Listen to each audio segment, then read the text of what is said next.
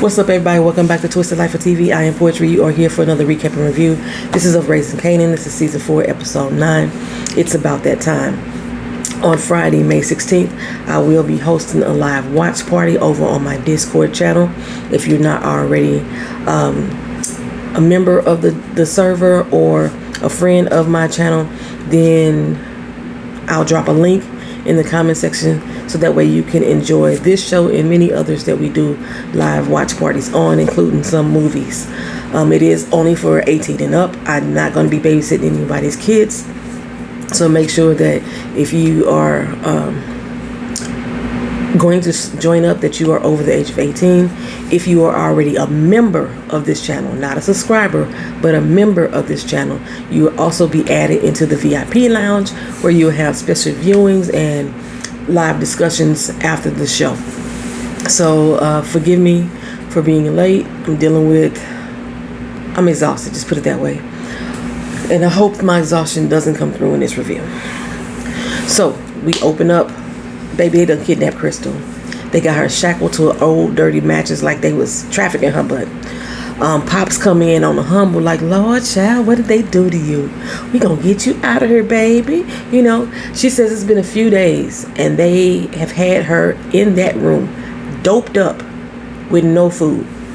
And it looks like it's a possibility they may have sexually assaulted her as well, because they got her stripped down to her panties, right? She just want to go home. She just want to get the heck out of there. I'm not sure which way she was supposed to be going, if she was going to Connecticut or if she was going to Delaware, but she was trying to get the heck out of there. I don't know if she was even supposed to check in with Kanan when she got there to where she was going, but somebody is concerned for her, hopefully. I mean, I didn't like the little girl, but I ain't that type of heartless, you know what I'm saying? So Pops is making her a little dirty, dry ass peanut butter and jelly sandwich. I was like, girl, where is the jelly? Where is the butter on that sandwich? It was so dry. All that bread was sprinkled with a spackle of ingredients. Just a spackle. I'm like, if you gonna eat that, she gonna need a glass of milk or some water, because it's gonna be required. And here's the thing. If you and Snaps was not guilty, y'all making yourselves look guilty right now. She is questioning her about Kanan and who Kanan thinks shot Famous or killed Famous. She was like, I don't know. He don't know. And she said the only person that he ever thought it was his mama. But she told him that can't be true. Well, once Pops gave her that dry ass sandwich, she let her shove a face full of peanut butter into her mouth, and then one time to ass. Just took her clean right out, right in the back of the head. So Kanan was checking up on her, and he found that she never made it to her destination. She's supposed to be going out there with her cousins and whatever. And Kanan like, something is up. Something is up. First Fame, then OC, and now Crystal. Juke was like, you don't know all of that is connected. I was like, Juke, when did you get so gullible? When did you get so gullible? You would be the first one to put 2 and 2 together. But why are you so gullible today? When Kanan found out that the last place that Crystal visited was his mom's house, he's going to instantly think that Rock had something to do with offering Crystal too. So Rock pulled up on Kanan at the little restaurant. They've been at the restaurant a lot lately, you know. It's like, I'm surprised. And he like, what the fuck, Juke? You know what I'm saying? And she like, it's your mom's. It's your mom's. I was like, what is wrong with the person that's been writing Juke's character? Because this is out of character for her. But Rock say, look, I done called you like 100 times. Kanan say, after I didn't answer your ass 100 motherfucking times, you think I still wanted to talk to you? Okay, so he gets up and he bounced, right?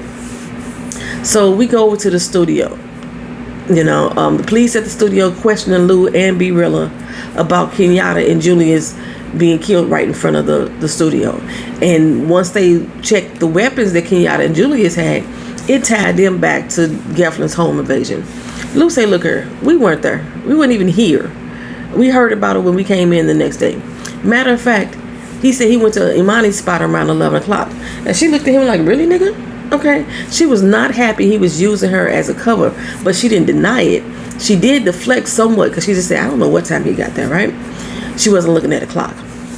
Well, Kenyatta's bullets, like I said, they matched the ones at the home invasion, so they immediately Imani knew what time it was. She excused herself from the interview, but you could see she was seething, okay?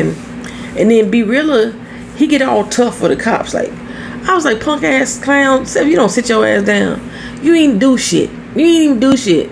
Lou handled your business for you. Okay, so don't get swole off of his fucking conquest. At the diner, which is becoming, like I said, a regular hotspot for them, Kanan asked Rock, what does she know about fame? My bad. I said Kanan bounced up out of her. He hadn't left yet. I told you, my brain is not all the way there. But Kanan asked Rock, what does she know about fame? And she flat out says that she didn't have shit to do with fame. She loved him. And he said, loved him like you did D-Wiz? She said, that's on you. How many times I gotta tell you that? I was cleaning your shit up. I only came to tell you that your little girlfriend came by my house. Now, like I said, I thought that he was gonna suspect that Rock had more to do with it when he found that out, but he didn't. But Kanan is like, what time? When she get there? Who swooped her up? Because Rock don't live in the hood. She live in the fucking suburbs, right? I was already wondering how the hell she got out to Rock house. And Crystal ain't got no doggone car. How'd she get there? Okay, who took her to the bus? No, Kanan asked all the right questions. Rock was like, I don't fucking know. I ain't had nothing to do with her either. Kanan says, how you know that it didn't have something to do with you? She came to visit you, and then all of a sudden she came up missing. It could have been Unique. It could have been Quan, and whoever else you done fucked over, and she just got caught in the crossfire.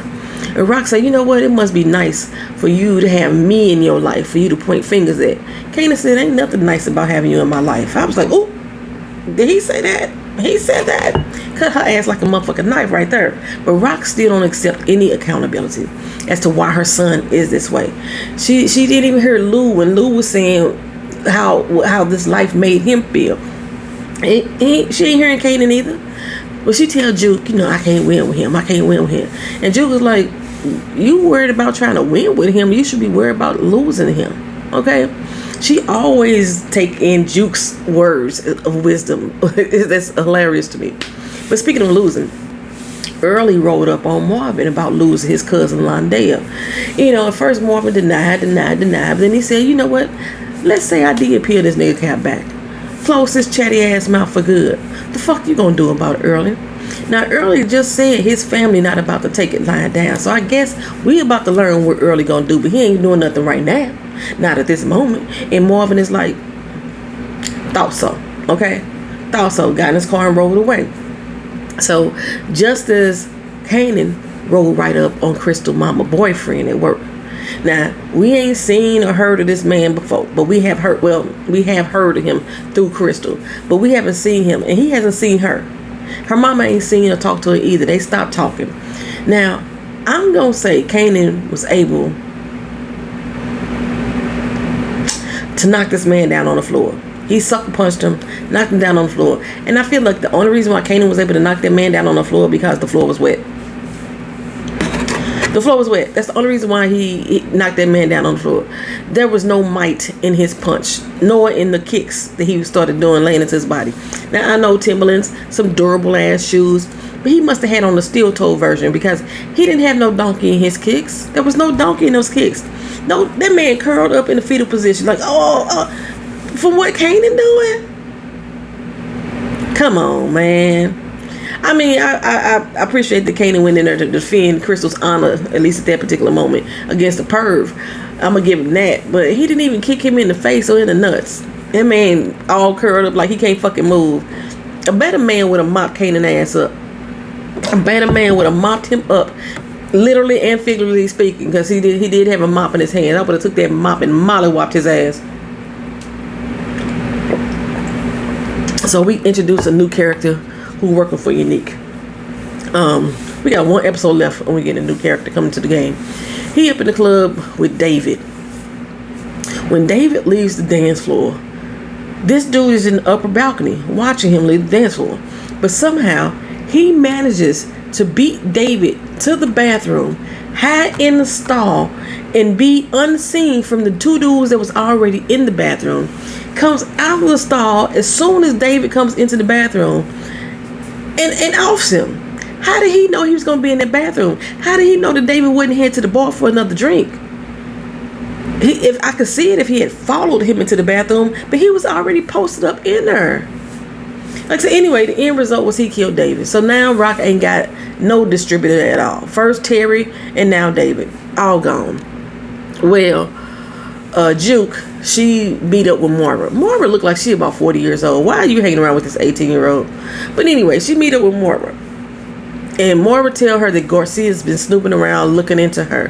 When Aaron was killed, Moira had gave the police Juke's name as someone who has witnessed her domestic violence.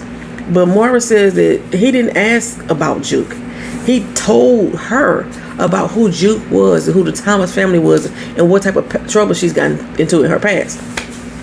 So Juke says she gonna make sure that he don't never go by Moira's again. I was like, so what we doing? We killing cops now? What we doing? Oh, what the fuck am I talking about? They have been killing cops. They've been killing cops. Burke, Howard, they kill cops. Okay.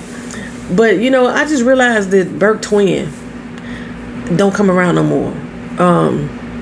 I thought that even if she didn't pursue the case, that her daddy was still going to snoop around into Burke's death. I guess they just accepted that he was dirty, and because he was laying next to Ronnie, they let that shit roll. They just dropped it all together. And what happened to the chief? Ever since Chief gave the shit over to Garcia, we ain't seen him no more. What happened to him? Rock goes over to the doggone warehouse to meet up with David. Again, David is dead, child. And everybody and their mama was there, and there was 3 women sitting at the desk, and they just crying and crying. They weren't crying as hard when Terry. And Terry was the one that had some sense. You know, it was just business as usual then. But now they crying and boo-hooing. Rock didn't even bother to check on her supplies. Nothing. She just left. And based off of the conversation she had later on in this episode, she ain't finna deal with them no more. What about your product that was already there? What about your men that was already posted up there? You just said fuck it and walk away like that? The women may have been easy to fucking work with. You know what I'm saying? But anyway, everybody on this fucking show this season is some snitch bitches. Everybody. They can handle this. They can't handle the streets. So they go back and they run and tell that to everybody. Okay. And that's exactly what Early did. He ran to Stefano like a little bitch to drop bombs on Marvin. In the meantime, Rock is briefing Marvin on what happened with David. And she blamed Unique, but essentially blamed Marvin in the end, saying that a war is going to be imminent. And Marvin been told her that they should have got at Unique, you know, but she didn't want to listen to him. Okay.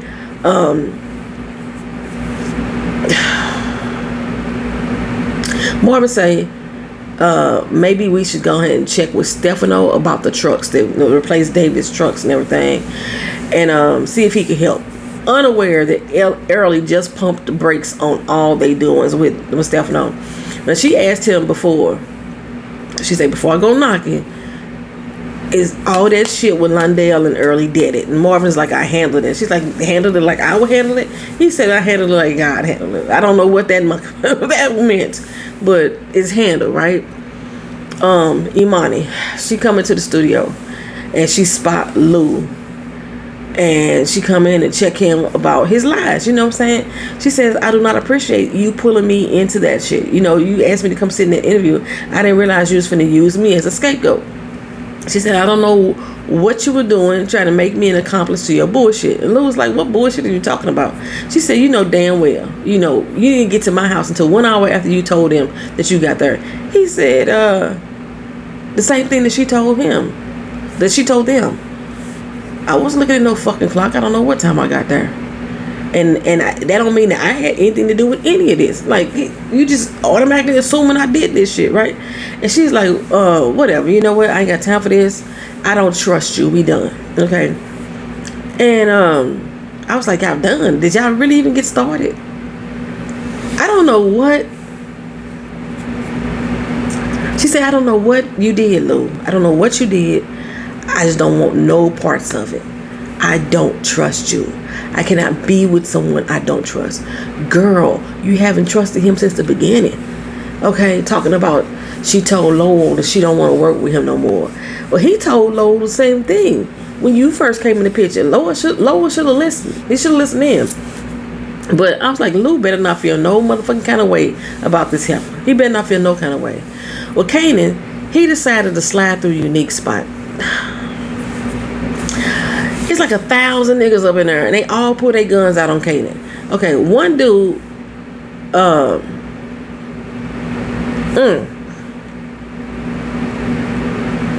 what's the one dude there? The one dude that shot David. Yeah, he was there too. The one dude that shot David, he was up in that church. Anywho, he was like, he want to talk. Unique was like, I was wondering when you was going to slide through. And Kanan looked like, what the fuck for? Welcome, my little brother, welcome. Now, I wonder if Unique was going to admit that he laid down OC. Because that's Rock said, he was telling us everything. He told us about Dre. He wouldn't be scared to tell us who he killed, right? And he really can't say anything about Crystal because he don't know nothing about that. And truly, he don't know nothing about Fame either, for that matter. So he let him know exactly that. I don't know nothing about them two, right? But he tell him that if you partner with Rock coming against me, though, we're going to have some motherfucking problems. So Kanan was like, I just get my supplies from her. I don't work with her. So he turned the table and said, well, what about my motherfucking brothers? Kanan said, yeah, I did that shit. I did it. Nigga needed to be checked, so I checked his ass. Now do it again. What? Right? So in trying to tell him that his mama ain't shit and you need to come be with me, come on this side, step onto the bad side, you know what I'm saying? Unique slipped up and said that he know the OC got too. And Kanan was like, he hear shit else come out of his mouth. You know about OC? And I was like, you ain't finna own up to it, Unique? You ain't finna own up to it? He covered his ass by saying, you know, everybody know about him. You know, the streets be talking. And I was like, so he is holding back the truth. He's scared of Kanan. He wasn't scared to tell Rock what he did. He's scared to tell Kanan. Anyway, he sure punked out in the face of Kanan. I was like, stand on your shit, Unique. Stand on your shit. Just like he did about Ronnie. He told you that he took out your motherfucking brother. You didn't twitch an eye. Okay. So, like I said, he trying to convince Kanan to rock with him instead of rocking with Rock. And Kanan like, bruh, you just want to fuck over my moms. You know, he said, it ain't like that. It ain't about Rock. It's about you, my boy. You doing your own thing out here. I respect that. So why would he join you then, Unique? You didn't make it sound like it was something that was going to be beneficial to him at all. Kanan like, just tell me what you hear about Crystal. That's all I need to know from you, right? And outside, I don't know why I thought one of the Jersey boys, the new one that just got introduced, was going to run up on him. And then I thought, or maybe one of the Jersey boys was going to snitch. Yeah, he the one took out OC. But none of that shit happened, right? Rock was sitting outside. You know, she following Kanan. So she sees him going into the spot. And I bet she's speculating about Unique and Kanan working together on all the times that she done got hit. Because Kanan still has not revealed to Rock all the times that he's been affected. So speaking of telling, Garcia goes over to Juke. He finds her everywhere she at. He popping up all over New York following her. This girl ain't flipped one time to tell y'all anything. What makes you think she gonna do it now? Okay? Don't be stupid. Unique is betting on Kanan though. Agbar is like, you really like this fool? Okay? He like, yeah, I got mad respect for him. Plus, you know, he got connects in high places outside of Rock. His connects in high places is basically Pops and Snap. Okay? But anyway, for now, he don't want no beef with him. So that's why he let him slide on whatever he was letting him slide on. Well, Stefano was creating new beef between Rock and Marvin. He tell her about the early situation and that he can't stop folks from going after Marvin. And Rock was like, you fuck with my brother, you fuck with me. Then he say, I wish he had the same loyalty to you because he asked me to replace you. Now, you know, Stefano was the one that asked Marvin to replace her. And Marvin was like, don't ever bring my motherfucking sister name like that again. But Rock is like, I don't believe that. I think in her mind she really did, but she remained stoic. She's like, I don't believe that. So Stefano dried a nail in. He said, I bet you didn't believe we was working together either until you found out that we were.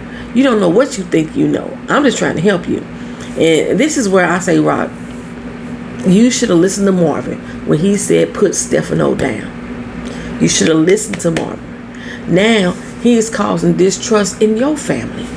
As soon as she walked out, she started chastising Marvin like he done fucked up one more time. You keep fucking up, Marvin. You keep fucking up. So speaking of fucking up, Russo tell Unique he know that he the one to hit David up. Unique denies, and Russo chews him out like he a fucking 2-year-old girl. And I'm glad Unique didn't ask him for permission though. I'm so sick of these motherfuckers asking these Italians for permission to how they fucking move, right? And then B Rilla ass got the nerve to come in and chew out Lou. Like, you were supposed to be there for him. You know, Jeff caught out Lou being accusatory in relation to the invasion and the shooting. And Lou finally said, fuck it, I'm out of here. The streets is calling me. Now I'm be real over here. Like, you was gonna look out for me. This supposed to work out how I'm gonna feed my family. You a weak ass dude. You a weak ass motherfucker. Tell me, I need Lou to work. I need you to work. I need work, Lou. Help me out. I can get gully. Just remember me. You couldn't even handle your own fucking beef with Kenyatta. What the fuck you talking about? You can get gully. You was scared of the work, bruh. That's why Lou went and did the work for you. But this is why the Thomas family is where they at. They keep trusting buster ass fucking fools who ain't built for this shit. And Lou was like, yeah, he gonna consider Be Realer back in the day. Be Realer know too much on you. He could go snitch on you about Kenyatta. He know the one that you did it.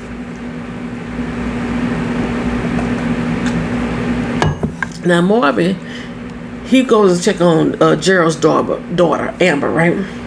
Apparently, she ain't been to school in 3 weeks. Foster parents saying that she's sick. And by now, child services would have showed up trying to figure out why this child ain't been in school in 3 weeks. Okay, she ain't Kanan, who went missing for a whole fucking semester. She a little white girl. Why they ain't checking on her, right? So Marvin pay off one of the staff members at the school to get the address of the family so he can go do a home visit himself. And speaking of home, Crystal ain't made it home yet. Okay, Kanan done called every hospital in the yellow pages to the point he was losing his damn voice. And Juke say she got somebody that she can call and she go look into it. I was like, who? Burp dead. It can't be Garcia, right? Why would you go? What? In the meantime, Kanan go check in with Pops and Snaps, find out what the fuck they know, right? Now, when Marvin get to the house to where Amber lives, it look as abandoned as fuck to me. But Meth Mary answered the door and cracked out Carl, stepped up behind her. I could smell they dang asses to the TV screen. They smelled filthy. They smelled nasty. And they tried to shoo Marvin away. He had to woosah for a minute, practice his... Okay, but then he was about to leave and he heard Amber call out to him. That's all Marvin needed. Marvin rushed the house, right? Meth Mary, like, get out your fucking nigga. That's how she said it too. I don't know about New York, but I was living in Cali in the 90s. White racists did not have the balls to call us niggas to our faces. They may have hated us just as bad as these people hate them, but they would not dare let that shit slip so easily without retaliation. Anywho, they got Amber locked behind the door off the kitchen, right? And Marvin, he bust the door open, and Amber standing there holding this baby whose diaper looked like it hadn't been changed in weeks. And she looked like she been rolled around in a fucking pigsty. The old dude, cracked out Carl come in, and Marvin with a bat like, ah! Marvin shoot his ass dead, pap, without hesitation. Meth Mary, she decides she gonna charge her way in too, and he lays her right on out, blah blah blah. Surprisingly, Amber didn't flinch, didn't run, didn't scream. She just held on to that dirty ass stinking baby. And Marvin said, hey, tell them a couple white boys came through her, and I'm gonna come back and circle around for you. So I guess Marvin finna become foster daddy to Amber. He gonna kidnap this little white girl from this house who basically was being kidnapped and held against her will. But anyhow, what you gonna do, Amber? You gonna tell the popos that 2 white boys broke into the house, or you gonna say Uncle Marvin did it? The child looked like she was in shock. Pure shock, okay? And speaking of shock, Juke did go to Garcia. That didn't make sense to me. He confirmed Crystal was dead. They found a body over in this hotel, showed her a picture. She's like, yeah, that's her. That's her. Now he said, well, Juke, now you owe me one. What the fuck do I owe you? Okay. Well, Lou go groveling back to Rock to get back in the game. I was like, she didn't listen to nothing that he said at those meetings. I thought she was finally understanding him, but I guess not. She seriously considered letting him back down that rabbit hole again. She worried about him flaking and not about him going over the edge and falling off for real. She did mention him drinking and being drunk up in the bar, but it wasn't in regards to his own mental health and his own well-being. It was in regards to him not being able to show up for her when she needed him. She just didn't want to be looking for him and he out getting drunk. That's the only thing she was concerned about, not about his mental health. Okay? And Lou was like, no, I'm back in the game, right? I went through my process. I found my peace. I'm ready to get back in there. I realized I was running from the man that I am because I liked who he was, not that I didn't like who he was, right? So he said, hey, put me back in the game. I'm a motherfucking dragon. And what good is a dragon if he ain't got nothing to slay? Watch me work. So, who she should be watching out for though? It's her fucking son. Because Snap, Crackle, and Pop just told him it was Rock who are famous. And then the police told them that's where they got the information from, was the police. So Kanan is like heated, he's pissed, and I'm still saying Kanan took out his mama. Even though we know we had that episode in Power that Kanan came in from jail saying he just swung by mom's, right? And then one of y'all in the comment section was like, what if his mama was in the cemetery? So now it's got me thinking again, Kanan's killed Rock. This has got me thinking it again. So anyway, Rock says she taking Lou back to war with her, you know what I'm saying? And they went right into the lion's den. They walked up into Unique's spot, unarmed. Why? Why are y'all going to Unique's unarmed? Make it make sense. Y'all, if y'all got any ideas without telling me what y'all saw in the fucking previews for next week, what would make sense for them to go into Unique's spot? Why we keep talking and negotiating shit? I don't understand. That's been the episode, y'all. Thank y'all for watching. Thank y'all for being here. Like, comment, share, and subscribe. And I will see you on the Discord May 16th for the live reaction watch party. Because I'm going to have my camera on so y'all can see my face to the whole thing. Anywho, see y'all then. Peace.